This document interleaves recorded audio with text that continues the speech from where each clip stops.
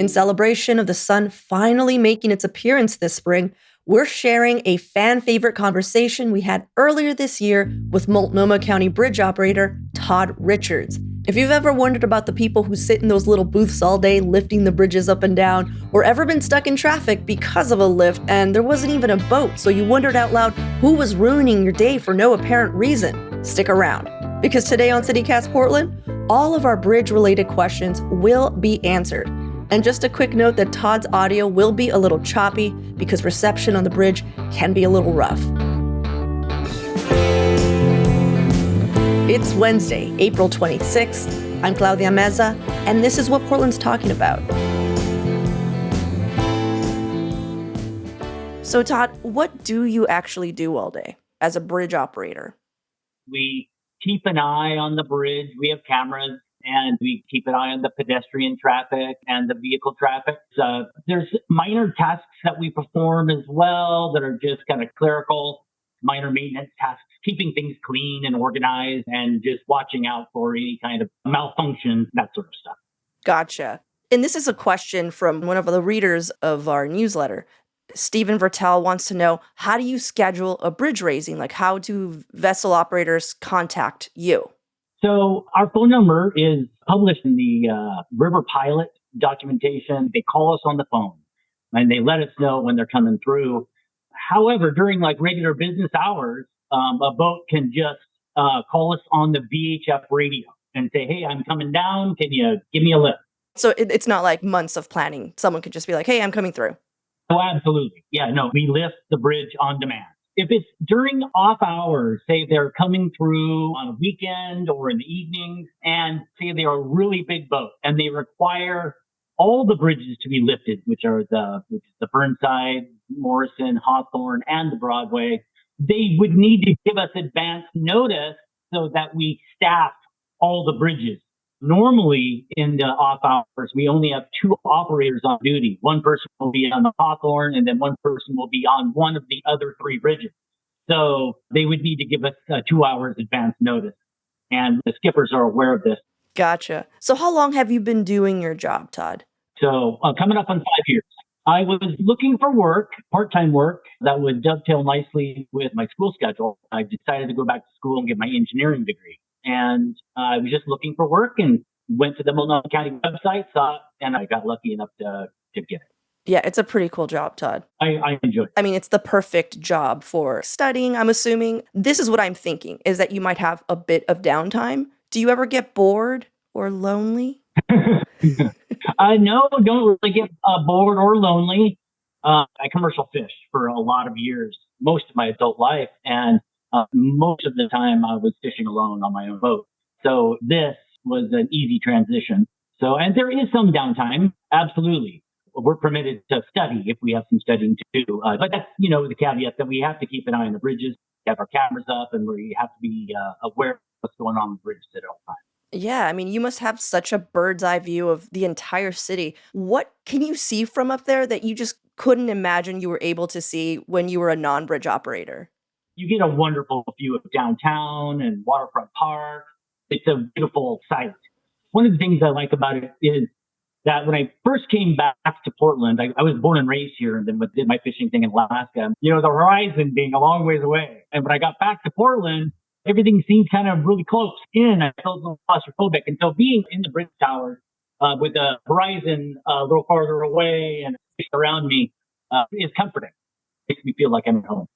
What bridge has your favorite view? I'd have to say the Hawthorne Bridge, because the bridge tower is actually on the movable span, right? It's a horizontal lift.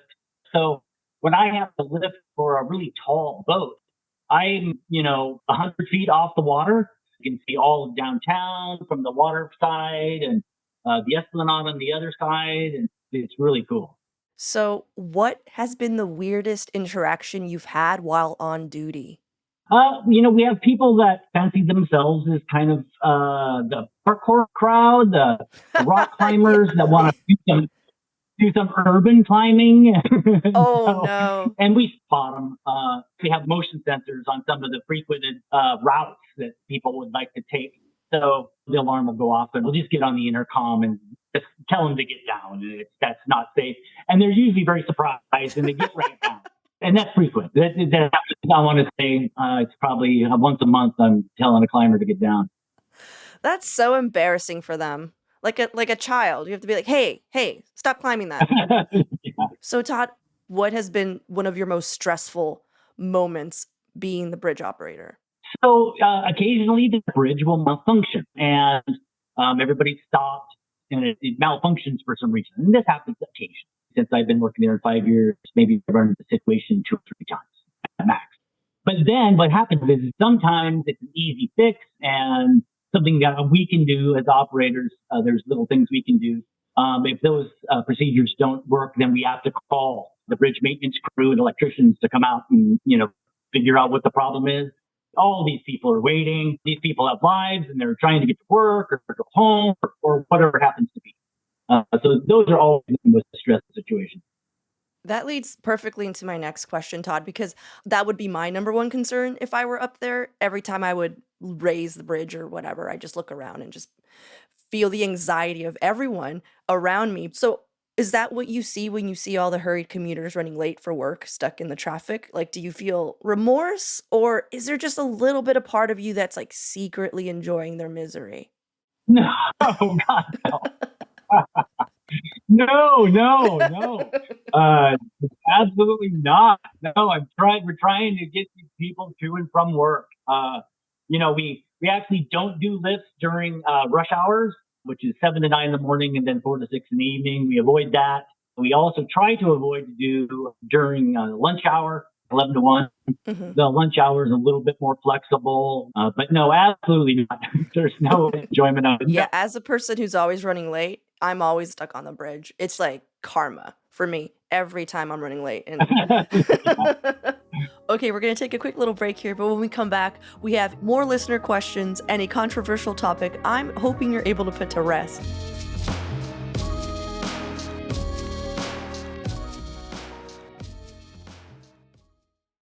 I have another listener question. Judy R. wants to know, how much sway and noise does the tender feel in the operations booth? The windier it is, the more there's rattling and shaking. Of course, we have a wind limit. Can't remember it specifically. It's quite high. I think it's like 40 or 50 miles an hour. But if it's above that sustained, we can't do it. But when it's windy, it definitely rattles and shakes as you go up. Absolutely. And I think it's fun. I really enjoy it. I would be so scared. That would be my first and last day if that was my first shift and that happened. Right. Yeah. Well, so do you have a favorite bridge in Portland, even the ones that maybe you don't operate? I think the St. John's Bridge Hey! is super beautiful. I really love that bridge, the look of it. Yes, agreed. I actually did a project that I had that on a poster, that St. John's Bridge, because I like it so much. For lifting, I like the Hawthorne Bridge simply because the visibility is so great. I can really see all the sidewalks and where the gates come down and the traffic. And so the visibility is nice. I also like the Broadway Bridge. It's really old and it has those classic lights and classic kind of ironwork on the railings. It's just kind of a real beautiful bridge too. I really like them all. I do. I love it. Well, I just want to go on the record for anyone listening that this is an official proclamation from a bridge operator that St. John's is the most beautiful bridge in all of Portland. I live in St. John's, and it's a common thing. You would not believe, Todd, that this is a topic of conversation from like non-bridge operators, but we're always talking about the bridges, and people have their favorite bridges. And anytime anyone doesn't say St. John's, I'm just like, I don't know what's going on, if you have eyes. Or I mean, they're all beautiful in their own way, but St. John's, like, cat call, woo. It's gorgeous.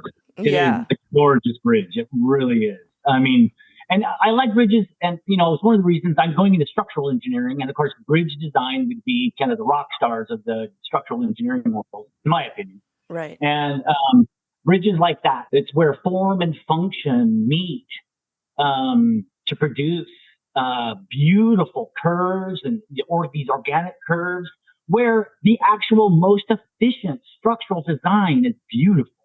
And I just really appreciate that. And it's one of the reasons why I wanted to get into structural engineering and hopefully into bridge design. But I think the St. John's Bridge is one of those, just a wonderful example of that. Oh, Todd, I really want you to design a bridge because that would be the perfect arc for you. And that's what I want for you. I Yeah. want I want you to design one. All right. I'm going to get you on my team. Okay, we're gonna wrap this up, and I just have two final, but like the most important questions. Todd, what's the better song? Under the Bridge or Bridge Over Troubled Waters? Do you want me to hum them for you? No, I know Bridge Over Troubled Waters, but Under the Bridge, who did that? Who does that one? Red Hot Chili Peppers. I don't think I heard the song. Feel. Oh, that's. Oh, okay. Yeah, I had to say that one. Oh, Definitely. Really? Over Bridge Over Troubled Water. Yeah. You know what? I respect that. Okay. And here's our final and I think hardest hitting question. So feel free to take your time when answering. Bathroom breaks. How does that work? We have bathrooms on the bridge. So we go to the bathroom. Well, yeah, but no one's looking at the bridge while you're doing that. All the parkour is happening. Right. Okay, so we always have at least two operators on duty. One person on the Hawthorne always is kind of the lead bridge. And then we'll have one other operator on one other bridge. And that's happening 24 hours a day. During the day, there's then we have the maintenance crews and all that kind of stuff on bridges. But what happens is it lets the other operator know, hey, we'll be gone for a little bit. We need to go do something. Keep an eye on the bridges. So, and of course, both operators are always looking at the bridges anyway. But we notify our cohort that we're going to be gone for a little bit whenever we leave our desks. Is there a code for it? Is there like a code for No. it? Okay. no. Let me go to the bathroom. Okay. Well, Todd, thank you. This was like the loveliest conversation I've had in a long time. Is there anything I didn't ask you that you think that the regular Portlander would find fascinating about your job? Okay, so oftentimes we have to do maintenance lifts. What we do is we make sure that the bridge is working. We do this on a regular basis for all the bridges because we want the bridge, if there is going to be a malfunction, we want it to break on our schedule so that it doesn't break while there's a boat waiting. Right. Multnomah County can receive fines if we're making a boat so. Right. What happens is we do regular lifts when there isn't a boat going by. We see our pedestrians and people in the cars frustrated. They don't understand what it is that we're doing, why we are lifting a bridge and making them wait when there's no boat going through. I'm sure there's been people that have kind of wondered what's going on. What we're doing is we're making sure that the bridge, if it's going to malfunction, malfunctions on our schedule when there isn't a boat waiting so we can fix it. And so that when a boat does go through, it doesn't have to wait and Multnomah County isn't fined by the hour by the Coast Guard. Thank you. That's actually so helpful because I've always wondered that. And I hope everyone else now has just a little bit of patience and understanding for the bridge operator who prefers under the bridge over troubled waters, which I think is a good sign. I think it is.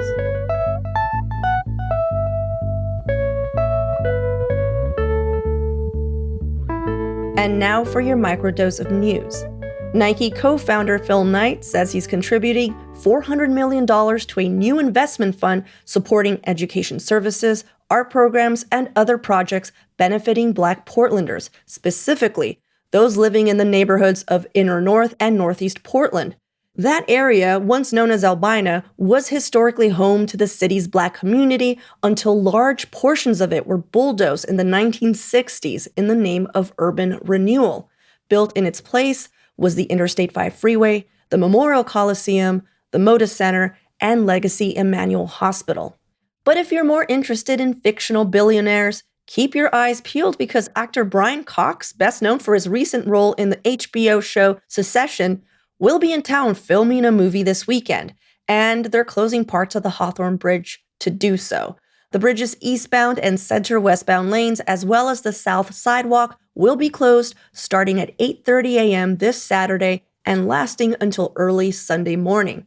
The movie shutting down the Hawthorne Bridge is called Little Wing, and it's a coming-of-age film that focuses on, and I'm not joking here, the sport of pigeon racing. So just know it's super worth the inconvenience.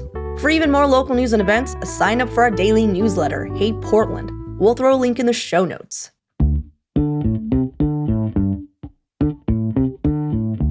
That's all for today here on CityCast Portland. We'll be back tomorrow morning with more from around the city. Until then, see you at Slim's.